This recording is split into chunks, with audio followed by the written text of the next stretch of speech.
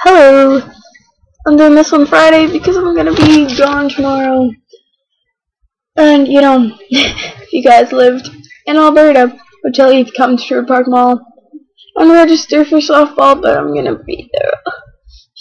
I mean, cause I'm gonna be there all day. I'm just signing people up for softball. Love softball, it's so fun. But today we're discussing looking for Alaska. Not just today, but this whole week. Oh, facepalm. That was Facebook. Facepalm. So I loved looking for Alaska because it was, I think it was the first John Green book I ever read. And then I read Paper Towns. Yeah.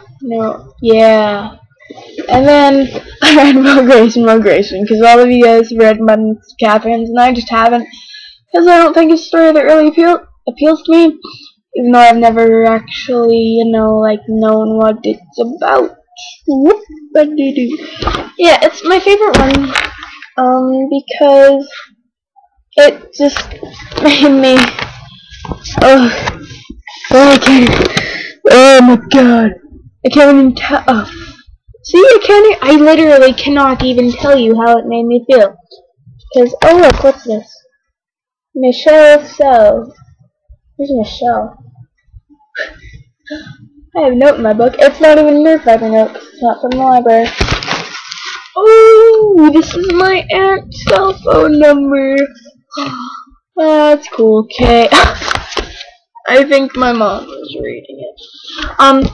But like the part where she died, I didn't know that she would die.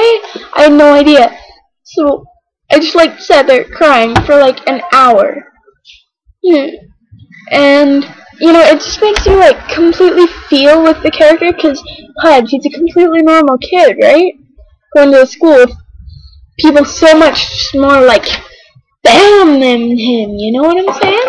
They're just so much more out there than him, and just so much more different than him, right?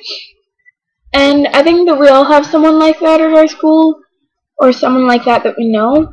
I don't, because I'd like to think that I'm that person, because there's really no one else more like that than I am, you know what I'm saying? I don't want to flatter myself. Just, yeah.